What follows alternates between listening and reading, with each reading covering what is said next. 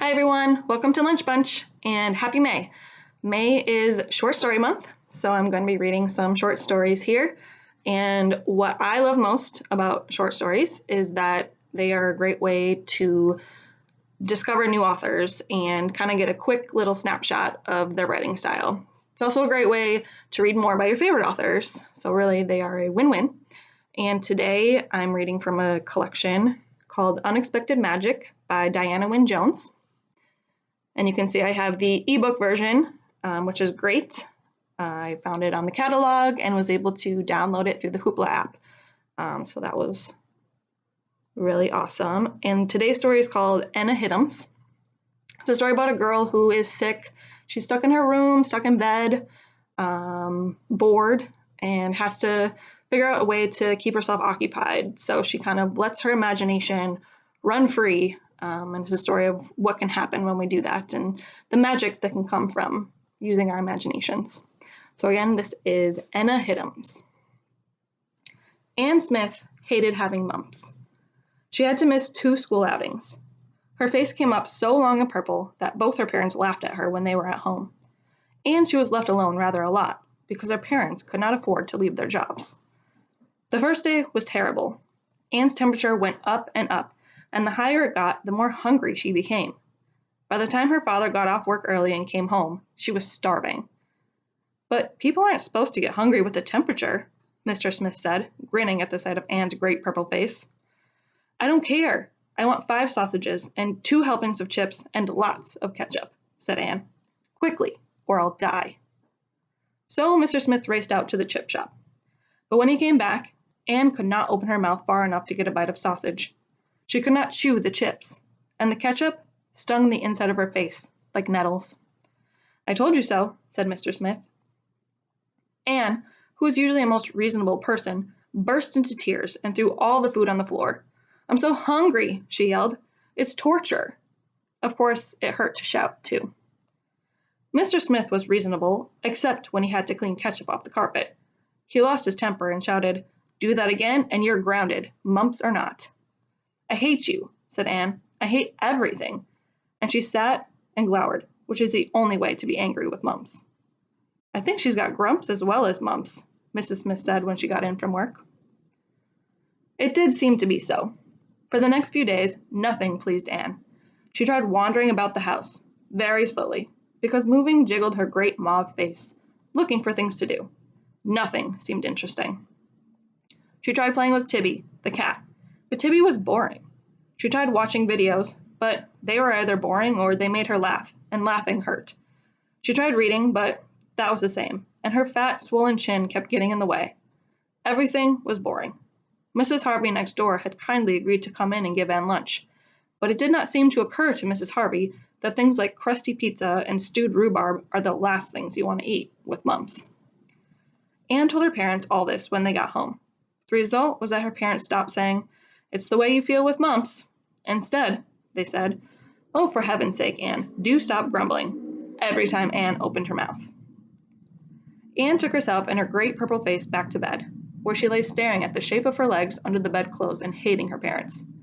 I'm seriously ill, she thought, and nobody cares. The next minute, she invented Enna Hittims. It all happened in a flash, but when she thought about it later, Anne supposed it was because the shape of her legs under the bedspread looked like a landscape, with 2 long hills in it and a green jungle valley in between. The long wrinkle running down from her left foot looked like a gorge, where a river might run. Even through her crossness, Anne seemed to be wondering what it would be like to be small enough to explore those hills and that valley. Enna Hittims was small enough. The name was Anne Smith backward, of course, but there's no way you can say Tims without putting in a noise between the H and the T, so Enna's second name had to be Hittims. It suited her. She was a bold and heroic lady, even if she was only an inch or so high. She was tall and slim and muscular, and she wore her raven locks cut short around her thin brown face. There was no trace of mumps about Enna Hittims, and no trace of cowardice either. Enna Hittims was born to explore and have adventures. Enna Hittims started life on her parents' farm beside the Crease River, just below Left Toe Mountain. She was plowing their cornfield one day when the plow turned up an old sword. Enna Hittims picked it up and swished it, and it cut through the plow. It was an enchanted sword that could cut through anything. Enna Hittims took the sword home to where her parents were lazing about and cut the kitchen table in half to show them what it could do.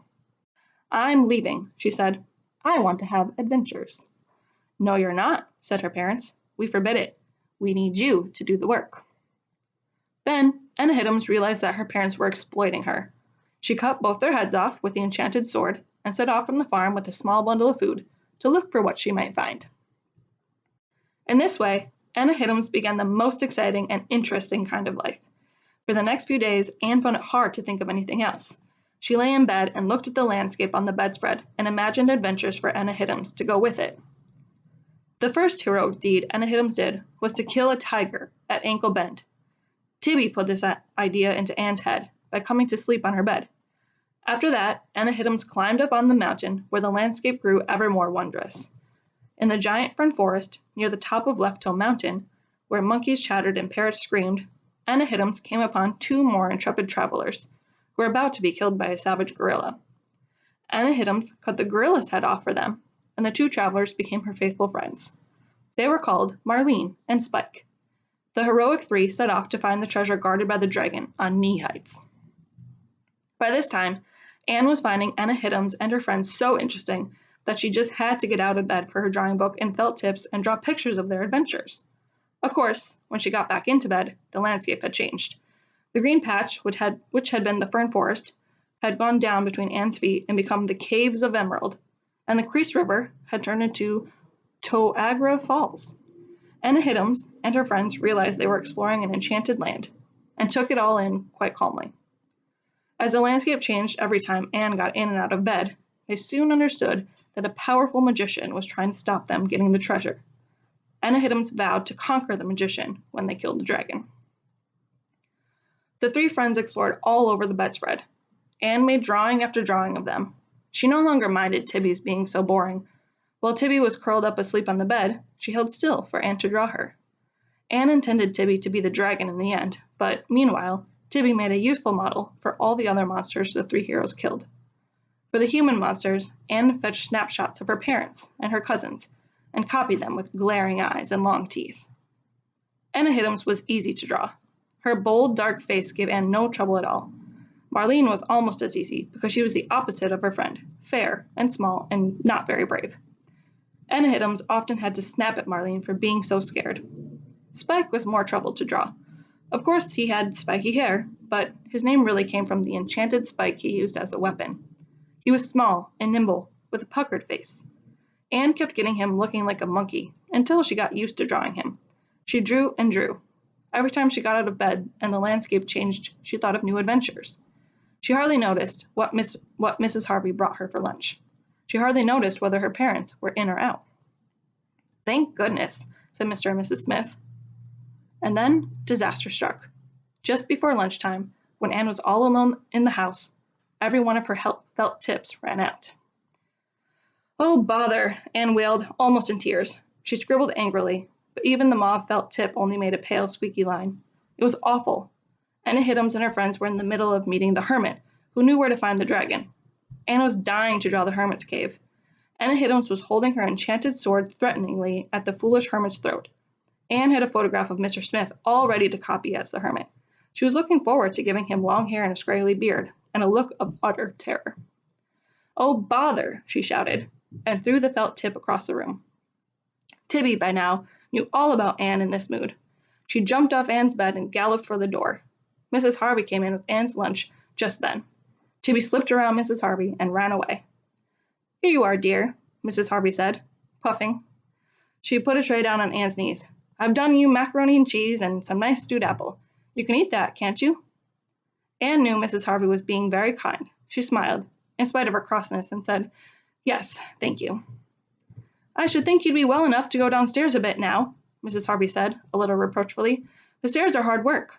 She went away, saying, "Tell your dad to pop the dishes back tonight. I'm out till then." Anne sighed and looked back at the bedspread. To her surprise, Enna Hittims had killed the hermit during the interruption. Anne had met the hermit to stay alive and guide the heroes to the dragon. She stared at Enna Hittims, coolly wiping her enchanted sword clean on a handy tuft of cloth.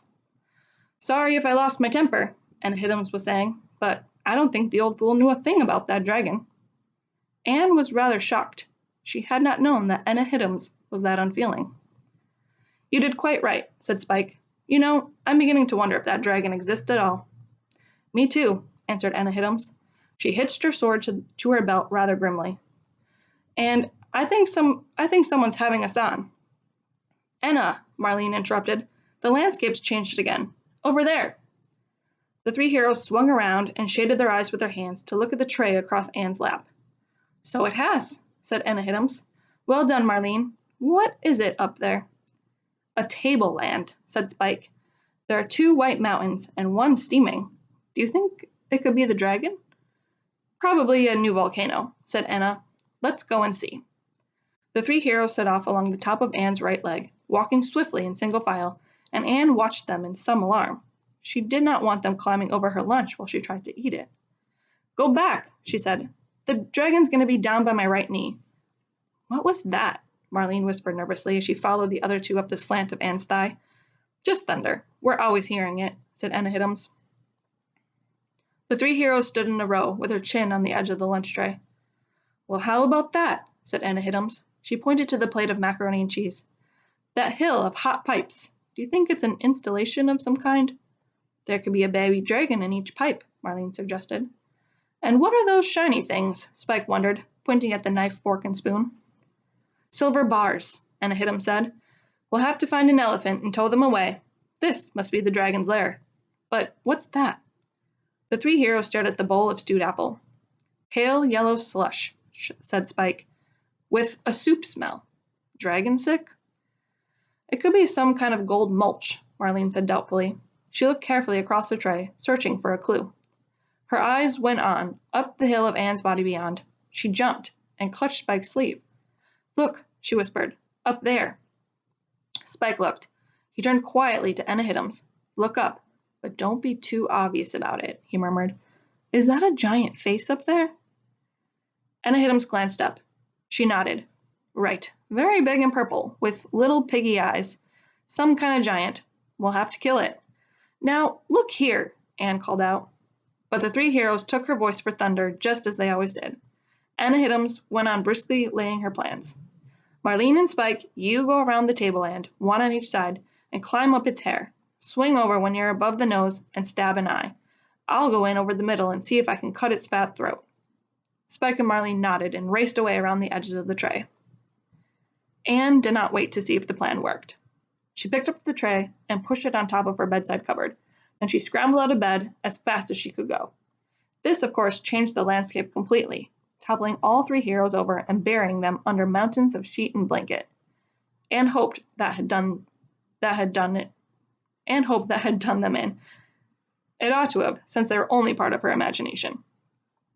To give them time to smother or vanish or something, Anne went down to the kitchen and got herself a glass of milk. She looked for Tibby to give her some milk too, but Tibby seemed to have gone out through her cat flap. She went back to her bedroom, hoping the heroes had gone. And that's where we'll pause for today. So we've got a nice little setup of Anne trying to escape from the 3 heroes that she has imagined that are now come to life. So we'll see what happens next time at Lunch Bunch. Thanks for listening. See ya.